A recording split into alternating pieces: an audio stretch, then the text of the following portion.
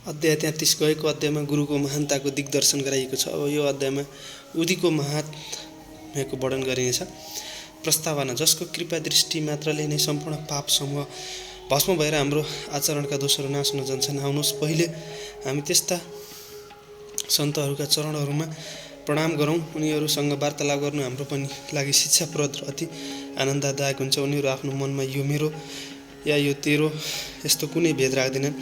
यस्तो प्रकारको भेदभावको कल्पना उनीहरूको हृदयमा कहिले पनि उत्पन्न हुँदैन। उनीहरूको ऋण यस जन्ममा त कि अनेकौँ जन्ममा पनि चुकाएर राखिन्न। उदी। यो कुरा सबैलाई थाहा छ। बाबा सबैसँग दक्षिणा लिने गर्नुहुन्थ्यो अनि त्यो धनराशि मध्येबाट दान गरेपछि जो जति बाँकी रहन्थ्यो त्यसबाट उहाँ दाउरा किनेर सदैव धुनी जगाइरहनुहुन्थ्यो। ठिक धुनीको भस्म नै उदी भनिन्थ्यो। भक्तहरू सिरनीबाट प्रस्थान गर्ने समयमा बाबा यो भस्म खुल्ला हातले ती सबै जानेहरूलाई बाँडिदिनुहुन्थ्यो।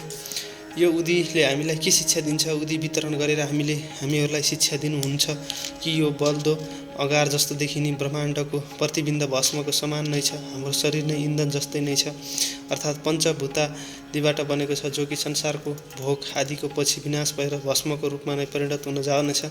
भक्तहरूलाई अन्तमा यो शरीर भस्म जस्तै हुनेछ भन्ने यो कुराको सम्झना दिलाउनको लागि नै बाबाले उदी बाँड्ने गर्नुहुन्थ्यो। बाबा यी उदीद्वारा यो संसारमा ब्रह्म मात्र सत्य हो तर संसार झुटो हो भन्ने एउटा अर्को पनि शिक्षा प्रदान गर्नुहुन्थ्यो। वास्तवमा यो संसारमा कोही कसैले बाबु छोरा र पत्नी होइन, हामी संसारमा एक्लै नै आयौँ र एक्लै नै जान्छौँ। यो उदीले अनेकौँ शरीरका र मनका रोगीहरूलाई स्वस्थ प्रदान गरेको छ भन्ने कुरा पहिले पनि देखिन आइसकेको छ र अहिले पनि अनुभव गरिरहेको छ। वास्तवमा बाबा त त्यागको दक्षिणा र उदीद्वारा सत्य र असत्यमा विवेक तथा असत्यको त्यागको संसारमा ब्रह्म मात्र सत्य हो र संसार झुटो हो भन्ने एउटा अर्को पनि शिक्षा प्रदान गर्नुहुन्थ्यो। यो उदीबाट वैराग्यको र दक्षिणाबाट त्यागको शिक्षा पाइन्छ। यी दुईको अभावमा यो मायारूपी भावसागरलाई पार गर्नु कठिन छ। त्यसैले बाबा अर्काको भोग आफैले भोगेर दक्षिणा स्वीकार गर्नुहुन्थ्यो। जब भक्तगण बिदा लिन्थे त्यति बेला उहाँ प्रसादको रूपमा उदी दिएर केही उनीहरूको शिरमा लगाएर आफ्नो वरद हस्त उनीहरूको शिरमाथि राख्नुहुन्थ्यो। जुन बेला बाबा प्रसन्न चित्तको हुनुहुन्थ्यो त्यति बेला प्रेमपूर्वक गीत गाउने गर्नुहुन्थ्यो। यस्तै एउटा भजन उदीको सम्बन्धमा पनि छ। भजनको बोल छ, रमते राम आओजी आओजी उदिया कि गोनिया लाओजी। यो भजन बाबा शुद्ध र मधुर स्वरमा गाउनुहुन्थ्यो। यो सबै त उदीको आध्यात्मिक प्रभावको सम्बन्धमा भयो, तर त्यसमा भौतिक प्रभाव पनि थियो जसबाट भक्तहरूलाई स्वच्छ समस्त्री चिन्मा मुक्तिको साथै अनेकौँ सांसारिक लाभ प्राप्त भए। त्यसैले उदीले हामीलाई आध्यात्मिक र सांसारिक दुवै लाभ पुर्याउँछ। अब म उदीका कथाहरू प्रारम्भ गर्छु। बिच्छीको इसाई। नासिकका श्री नारायण मोतीराम जानी बाबाका परम भक्त थिए। उनी बाबाका अर्का भक्त रामचन्द्र वामन मोडकका अधीनमा काम गर्थे। एकपटक उनी आफ्नी आमाको साथमा सिरडी गएर बाबाको दर्शनको लाभ उठाए अनि बाबाले उनकी आमासँग भन्नुभयो, अब तिम्रो छोराले नोकरी छोडेर स्वतन्त्र व्यवसाय गर्नु उचित छ। कोही दिनमा नै बाबाको वचन सत्य निक्ल्यो। नारायण जानीले नोकरी छोडेर एक उपहार गृह आनन्द आश्रम चलाउन प्रारम्भ गरे। त्यो राम्रोसँग चल्न लाग्यो। एकपटक नारायण सबको एक मित्रलाई बिच्छीले टोकेको असह्य पीडा हुन लाग्यो। त्यस्तो अवस्थामा उदी त रामबाण भनेर प्रसिद्ध नै छ। टोकेको ठाउँमा खाली नै लगाइदिनु त हो। नारायणले उदी खोजे तर कहीँ पाएनन्। अनि उनले बाबाको फोटोको अगाडि खडा भएर उहाँसँग सहायताको प्रार्थना गरे। त्यसपछि उहाँको नाम लिँदै उहाँको तस्बिरको अगाडि बोल्दै रहेको धुपबाट एक चिम्टी भस्म बाबाको उदी मानेर बिच्छीले डसेको ठाउँमा लेपिदिए। त्यस ठाउँबाट उनको हात हटाउन साथ नै पीडा तुरुन्तै हरायो र दुवैजना ज्यादै प्रसन्न भएर हिँडे। प्लेगको गाँठो। एक समय एउटा भक्त बान्द्रामा थिए। तिनलाई अर्कै ठाउँमा बसेकी आफ्नी छोरी प्लेगग्रस्त छ र गाँठो निक्लेको छ भन्ने थाहा थियो। उनीसँग त्यसबेला उदी थिएन। त्यसैले उनले नाना चादोरकर कहाँ उदी पठाइदिनको लागि खबर पठाए। नाना साहेब ठाडे रेलवे स्टेसन नजिक नै बाटामा थिए। उनी कहाँ यो सूचना पुग्दा उनी आफ्नी पत्नीसहित कल्याणतिर जाँदै थिए। त्यो बेला उनीसँग पनि उदी थिएन। त्यसैले उनले सडकबाट केही धुलो उठाएर श्री साईबाबाको ध्यान गरी आफ्नो पत्नीको शिरमा लगाइदिए। ती आएका भक्त खडा भएर नै यो सबै नाटक हेरिरहेका थिए। जुन बेलादेखि नाना साहेबले रेलवे स्टेसनको नजिक बाबासँग सहायताको लागि प्रार्थना गरे त्यस बेलादेखि बितेका 3 दिनदेखि पीडित भएकी उनकी छोरीको स्थितिमा प्रशस्त नै सुधार हुन लागेको थियो भन्ने कुरा उनी घर फर्केपछि जानेर उनलाई ज्यादै खुसी लाग्यो। जमनेरको अनौठो चमत्कार। सन् 1904देखि 5मा नाना साहेब चाँदोरकर खानदेश जिल्लाको जामनेरमा तहसिलदार थिए। जामनेर शिरबाट लगभग 100 माइलभन्दा बढी टाढा छ। उनको छोरी महिनाताई गर्भावस्थामा थिइन् र प्रसव नजिकै थियो।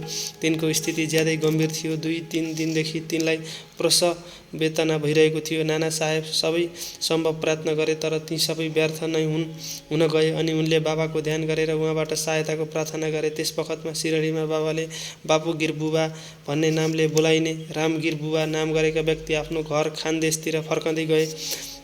बाबाले तिनलाई आफूकहाँ बोलाउनु भएर तिमी घर फर्कँदा थोरै समयको लागि जामनेरमा उत्रिएर यो उदी र आती श्री नाना साहेबलाई दिनु भन्नुभयो। रामगिर बुबाले पनि मसँग खालि 2 रुपैयाँ मात्र छ, जो मुस्किलसँग जसगावसम्मको भाडाको लागि मात्र पुग्नेछ। फेरि यस्तो स्थितिमा जलगावबाट 30 माइल अगाडि जानु मलाई कसरी सम्भव होला र भने। बाबाले जवाफ दिनुभयो, चिन्ता गर्नुपर्ने कुनै कुरा छैन, तिम्रो लागि सबै व्यवस्था हुनेछ।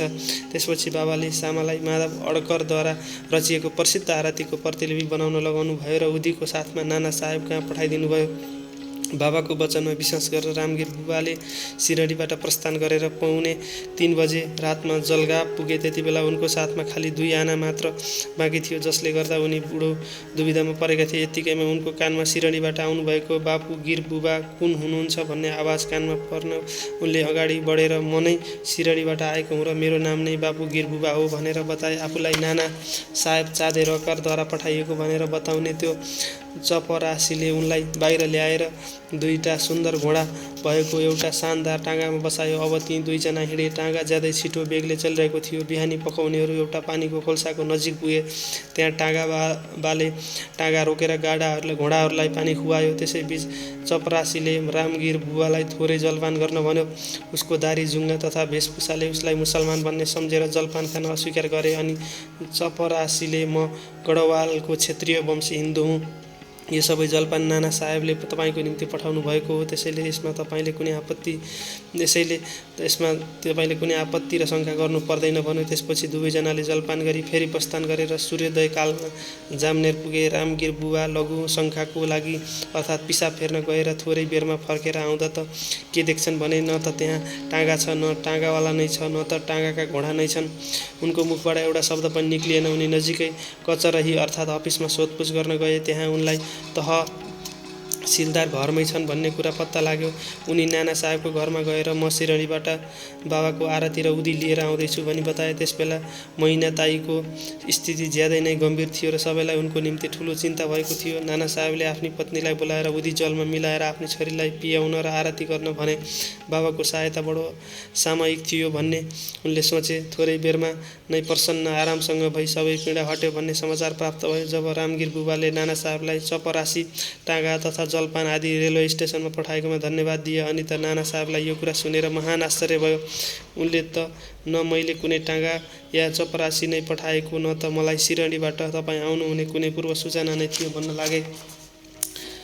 ठाकेका सेवानिवृत्त श्री बिहबी देवले नाना साहेब चाँदेरकरलाई छोरा बापु साहेब चाँदेरकरका र सिरडीका रामगिर बुबासँगै सम्बन्धमा धेरै सोधपुछ गरी अनि सन्तुष्ट भएर श्री लीला पत्रिका भाग 13मा गद्य र पद्यमा एउटा सुन्दर रचना प्रकाशित गरे। भाइ श्री विभय नरसिंह स्वामीले पनि मैनालाई बापु साहेब चाँदेरकर रामगिर बुबाका भनाइ लिएका छन्, जो क्रमशः 1 जुन 1936, 13 सेप्टेम्बर 1936 र 1 डिसेम्बर 1936मा छापिएका छन्। अनि यो सबै उनले आफ्नो पुस्तक भक्तका अनुभव भाग 3मा प्रकाशित गरेका छन्। तल लेखिएको प्रसङ्ग रामगिर बुबाको कथाअनुसार उद्धृत गरिएको छ। एक दिन मलाई बाबाले आफ्नो नजिक बोलाएर एउटा उदीको पुडिया र एउटा आरतीको प्रतिलिपि दिएर जामनेर जाऊ र यो आरती र यो उदी नाना साहेबलाई देऊ भन्ने आज्ञा गर्नुभयो। मैले बाईलाई मसँग खालि 2 रुपैयाँ मात्र नै छ, त्यसले कोपरगाउँबाट जलगाउँ जान र फेरि त्यहाँबाट बैलगाडीद्वारा जामनेर जानको लागि पुग्दैन भनी बताएँ। बाबाले भन्नुभयो, अल्लाहले दिनुहुनेछ। शुक्रबारको दिन थियो। म तुरुन्तै हिँडिहालेँ। म मनमाङ 6:30 बजे र बेलुका र जलगाउँ रातको 2:45 पुगे। त्यो समयमा प्लेग निवारक आदेश जारी थियो।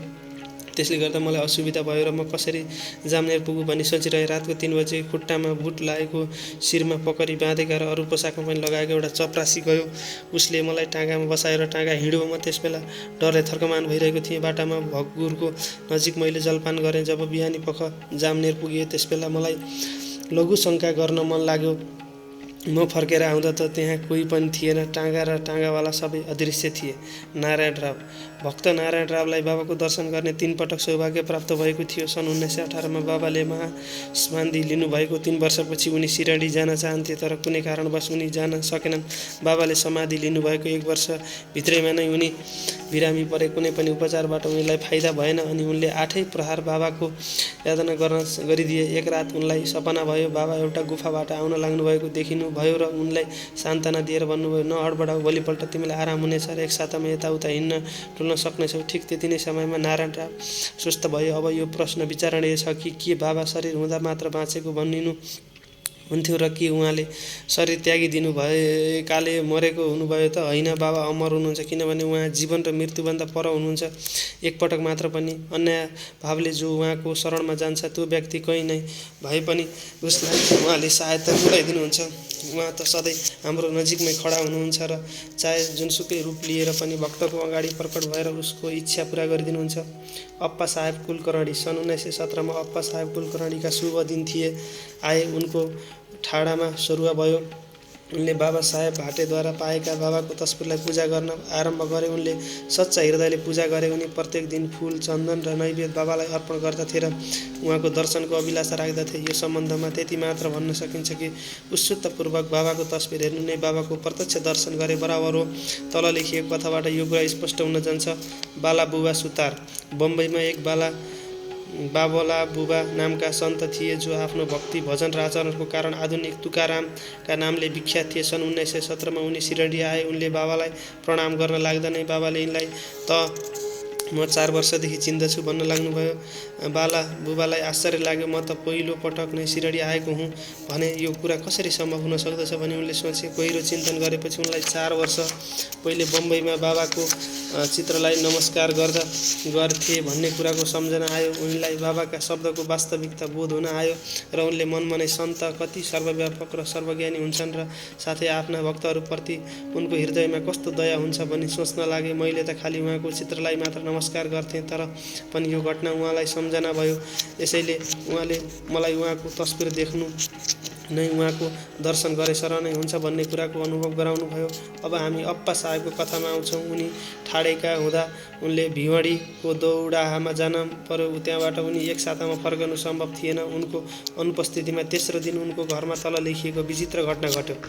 मध्याहको समयमा अप्पा साहेबको घरमा एउटा फकिर आए जसको रूप बाबाको चित्रसँग नै मिल्दोजुल्दो थियो। श्रीमती कुलकर्णी र उनका केटाकेटीहरूले उनीसँग तपाईँ सिरडीको साईबाबा त होइन भनेर सोधे। यसको उत्तरमा आफू साईबाबाको आज्ञाकारी सेवक हुँ र उहाँबाटै आज्ञाबाट नै तपाईँहरूको क्षमा कुशल सोध्न यता आएको हुँ भने फकिरले दक्षिणा माग्दा श्रीमती कुलकर्णीले उनलाई 1 रुपैयाँ भेटिदिन् अनि फकिरले उनलाई उधीको 1 पुडिया दिँदै भने यसलाई आफ्नो पूजा गर्ने चित्रको साथमा राख। यति भने उनी त्यहाँबाट हिँडे। अब बाबाको अद्भुत लीला सुन्नुहोस्।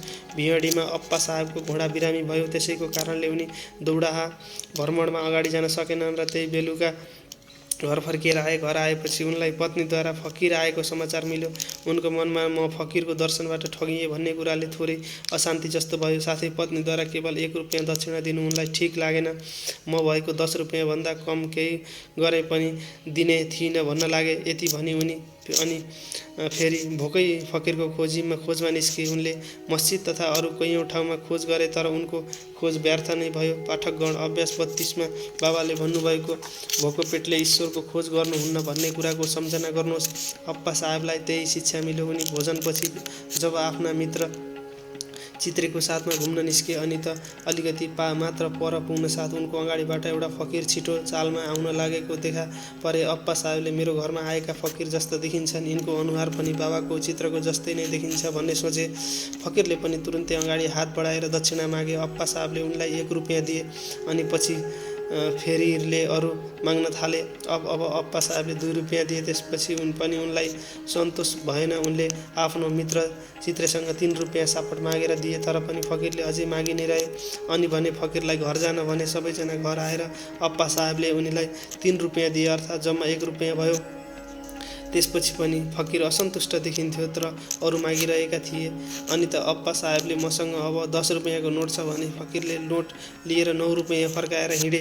अप्पा साहबले 10 रुपियाँ दिने कुरा गरेका थिए, त्यसैले उनीबाट 10 रुपियाँ नै लिएर अनि बाबाद्वारा छोइएको 9 रुपियाँ उनीलाई फिर्ता मिल्यो।